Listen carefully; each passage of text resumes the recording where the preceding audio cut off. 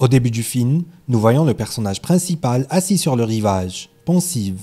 Anna se souvient que lorsqu'elle était enfant, ses parents lui ont raconté une douce histoire à propos de sa naissance. Sarah disait qu'elle était un rayon de soleil qui leur avait été envoyé pour qu'il l'aime et s'occupe d'elle. Cependant, plus tard, Anna se rend compte que ce n'est pas tout à fait vrai. La jeune fille réfléchit au fait qu'en réalité, les enfants sont le plus souvent le fruit d'un hasard. Seules quelques personnes ont des enfants consciemment. Anna sait que sa naissance est le résultat d'un calcul et qu'elle s'est produite dans un but précis. Les scientifiques ont combiné les cellules de ses parents pour créer Anna afin d'aider sa sœur. La jeune fille pense que si Kate n'était pas tombée malade lorsqu'elle était enfant, elle ne serait même pas plus en vie aujourd'hui. On a diagnostiqué une leucémie chez la sœur aînée d'Anna. À cause de cela, Sarah et sa sœur ont presque complètement abandonné leur travail. La mère des filles consacre presque tout leur temps à la préparation d'aliments sains, au nettoyage et à d'autres tâches. Pendant les repas de famille, Sarah demande constamment à sa fille malade si elle se sent bien ou si elle a de l'appétit. Cela commence à irriter Kate, qui quitte la table. Après le dîner, toute la famille sort dans la cour. Brian, le père des filles, pense que sa vie est faite de joie familiale simple, d'une belle femme et d'un foyer bien établi. Cependant, tout cela est couvert d'un réseau de fissures et pourrait s'effondrer si Kate disparaissait soudainement.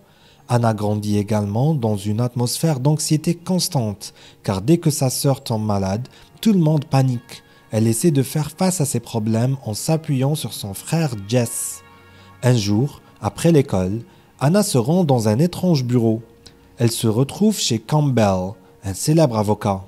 Dans un premier temps, l'on pense qu'Anna est simplement impressionnée par sa nouvelle campagne publicitaire. Mais la jeune fille sort un dossier contenant des documents et déclare qu'elle a l'intention de poursuivre ses parents pour obtenir le droit de disposer de son corps. Campbell ne comprend pas tout de suite de quoi il s'agit. Anna raconte alors que ses parents l'ont spécialement créée, in virtu, pour qu'elle soit un donneur idéal pour Kate. Année après année, la moelle osseuse et d'autres tissus de la jeune fille sont prélevés. Récemment, les reins de Kate ont lâché et ses parents tentent de forcer Anna à faire un don d'organes. Elle dit qu'elle est consciente des conséquences de son refus. Campbell accepte de prendre l'affaire si Anna promet de ne pas changer d'avis. L'action se déplace vers Sarah. La femme se souvient de la première fois qu'elle a vu d'étranges taches bleues sur le dos de sa fille. Sarah a emmené la fillette chez différents médecins et a appris qu'elle était atteinte d'une leucémie. La femme s'est promis de ne pas laisser mourir sa fille. Au présent, Jess attend sa sœur devant le cabinet de l'avocat lorsqu'il reçoit un appel de sa mère. Lorsqu'il arrive, il voit Kate, qui est très malade. La jeune fille est transportée d'urgence à l'hôpital. Jess voit tous les membres de la famille dans la chambre d'hôpital et se rend compte que l'affaire est grave. Le médecin informe la famille que Kate a subi une exacerbation. Les 2 reins de la jeune fille ne fonctionnent plus et elle a besoin d'urgence d'un donneur de moelle osseuse. Sarah se souvient qu'elle a appris que son frère n'était pas très compatible avec sa sœur. C'est alors que le médecin a conseillé à la femme d'avoir un autre enfant, pour que ses gènes soient compatibles avec le don. En réalité, Sarah reçoit une convocation et apprend que sa fille l'a poursuivie en justice. La femme tente de parler à Anna, mais la jeune fille informe sa mère qu'avec un seul rein, elle devra faire attention pour le reste de sa vie, qu'elle ne pourra peut-être pas avoir d'enfant ou faire du sport. Anna crie qu'elle est humaine elle aussi et qu'elle veut vivre. Sarah crie après sa fille et la chasse presque de la maison. Brian emmène sa fille sur son lieu de travail et la regarde de loin. L'homme a l'impression d'avoir mis la pression sur Anna et a déjà essayé, avec sa femme, de la persuader d'aider sa sœur en lui offrant des cadeaux. Brian parle à Sarah et lui dit qu'il ne va pas faire changer Anna d'avis ni la forcer parce qu'il ne veut pas qu'elle le déteste pour le reste de sa vie. Cependant, la femme n'est pas prête à abandonner. Sarah va voir l'avocat d'Anna et lui demande de cesser de l'aider. Campbell répond que la fille a subi 8 opérations compliquées en 11 ans et qu'elle n'était guère en mesure de donner son consentement. L'homme n'est pas prêt d'abandonner. Kate, quant à elle, est dans le service et feuillette son album de photos. La jeune fille se souvient que Sarah s'est un jour rasé les cheveux pour la soutenir. Kate pense avec tristesse au fait que ses parents n'ont pas remarqué tout de suite la dyslexie de Jess et qu'ils interagissent avec Anna de manière consumériste. Jess entre dans la chambre d'hôpital et donne à sa sœur un portrait d'elle qu'il a lui-même dessiné. Le jour de l'audience arrive bientôt. Campbell et Sarah viennent voir le juge, qui vient de reprendre le travail après avoir subi un deuil d'un enfant. La mère d'Anna demande au juge de Salvo de rejeter le procès. La femme affirme qu'à l'âge de 11 ans, la jeune fille elle-même ne sait pas ce qu'elle veut. Pour prendre une décision, le juge décide de parler à Anna. Pendant le dialogue, Madame Salvo pleure en se souvenant de sa fille. De retour dans la salle, le juge annonce que le procès ne sera pas rejeté. Sarah retourne voir sa fille à l'hôpital. Le médecin traitant l'informe qu'avec les indicateurs actuels, l'amélioration de Kate n'est pas possible. L'homme propose même à Sarah un soignant spécial qui préparera la fille aux soins et aidera également sa famille à surmonter cette épreuve. La femme s'énerve et dit au médecin que Kate doit être préparée pour une intervention chirurgicale. La jeune fille, quant à elle, se souvient de sa rencontre avec Tyler. Ce dernier était lui aussi atteint de leucémie et ils se sont rencontrés à l'hôpital. Tyler a obtenu le numéro de la fille et ils ont commencé à sortir ensemble. Le lendemain de la rencontre, le jeune homme raccompagne Kate chez elle et l'embrasse. Le matin, la jeune fille fait part de ses impressions à Anna. Kate dit que cet homme est devenu quelque chose de très cher pour elle. Bientôt, la jeune fille n'est plus en rémission et doit subir une chimiothérapie. Tyler rencontre Kate et l'aide à surmonter ses nausées. Le garçon lui dit aussi que l'hôpital va bientôt organiser un bal pour des enfants malades. Tyler propose à la jeune fille de s'y rendre ensemble pour danser et s'amuser. Kate accepte volontiers cette invitation. Avec sa famille, la jeune fille fait du shopping. Kate n'apprécie pas que l'une des vendeuses lui jette des regards en billets et suggère de quitter les lieux. Peu à peu, la jeune fille se désespère, pensant qu'ils ne trouveront jamais la robe parfaite pour elle.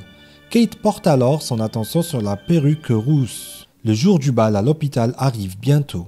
Tyler est stupéfait de voir la jeune fille descendre les escaliers jusqu'à lui dans une robe blanche. Sarah et sa sœur courent partout avec des appareils photos, essayant d'immortaliser ce moment mémorable. Kate s'approche de son père, qui a l'air très ému. La jeune fille se rend ensuite au bal avec Tyler.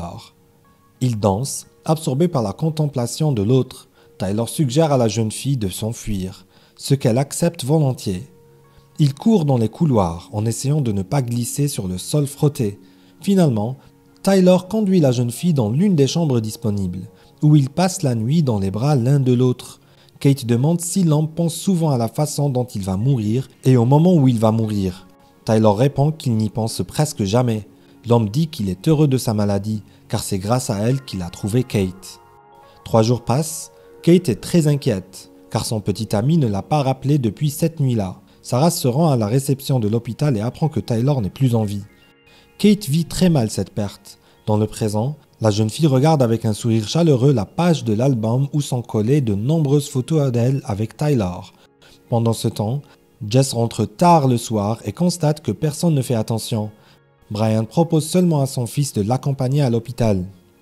Sarah, quant à elle, parle à sa sœur, qui pense que son zèle au tribunal est peut-être en train de la piéger. Kelly demande à sa sœur de laisser Kate partir et de se concentrer sur ses enfants, son mari et le vaste monde qui offre tant de possibilités. Cependant, Sarah dit qu'elle ne peut pas laisser mourir sa fille. Brian parle à l'infirmière et apprend que Kate a dit qu'elle voulait aller à la plage. Le médecin promet d'ignorer l'absence de la patiente à l'hôpital. L'homme dit que Kate a traversé beaucoup d'épreuves et qu'elle mérite vraiment que son souhait soit exaucé. Brian décide d'emmener sa fille et les autres enfants à la plage. Sarah pique une terrible colère, estimant que cela pourrait être dangereux pour Kate, mais son mari ne l'écoute pas. Plus tard, la femme arrive elle-même à la plage et embrasse Brian. Kate profite du soleil, des embruns salés et de la proximité de sa famille. Au coucher du soleil, la jeune fille marche jusqu'à l'eau et profite des derniers rayons. Kate rentre à l'hôpital de bonne humeur. Le lendemain, l'audience au tribunal commence. Les médecins disent seulement qu'Anna a aidé sa sœur et a développé de l'altruisme. Cependant, aucune d'entre elles n'avait envisagé l'aspect physique de la question, la douleur et les complications. Campbell interroge Sarah et apprend qu'elle n'a presque jamais demandé à Anna si elle était prête à donner quelque chose à sa sœur. Pendant le déjeuner, la jeune fille appelle Kate et lui dit qu'elle ne pourra peut-être pas le supporter. La jeune fille demande à Anna de tenir bon. Pour elle, le procès se poursuit et l'héroïne est appelée à faire une déposition. Jess interrompt sa sœur et confie à sa mère un terrible secret. Il s'avère que Kate elle-même a demandé à sa sœur d'intenter un procès. La jeune fille ne veut pas être opérée et ne veut pas continuer à se battre pour sa vie. Pendant cette confession, Campbell quitte la salle d'audience et tombe dans le couloir. Anna comprend que l'homme est épileptique et il s'est occupé de son cas parce qu'il sait ce que c'est de ne pas pouvoir disposer de soi-même. La jeune fille se souvient que Kate lui a dit un jour qu'elle était prête à quitter sa vie et à retrouver Tyler. La jeune fille a demandé à Anna de l'aider à le faire. C'est Kate qui a dit à sa sœur ce qu'elle devait dire à ses parents et au procès. Le juge décide d'avoir une conversation personnelle avec la jeune fille pour savoir ce qu'elle veut. Après sa visite, toute la famille se réunit dans la chambre de Kate. Les parents mangent de la pizza et demandent à la jeune fille de ne pas désespérer. Kate serre Jess dans ses bras et pardonne à son frère d'avoir révélé leur secret. À la fin de la visite, la jeune fille demande à Sarah de rester dans sa chambre. Kate donne son album à sa mère et la réconforte en lui disant qu'elle a vécu une vie merveilleuse. Le soir même, la jeune fille s'arrête de respirer. Les années passent, Sarah reprend son travail, son mari encadre des adolescents en difficulté. Jess se met à l'esprit et entre à l'académie. Mais une fois par an, pour l'anniversaire de Kate, toute la famille se réunit au bord du lac qu'elle aimait tant. C'est la fin du film. Merci à tous d'avoir regardé ce film jusqu'au bout. Donnez un like à cette vidéo. Écrivez dans les commentaires ce que vous pensez de ce film et rendez-vous dans de nouvelles vidéos.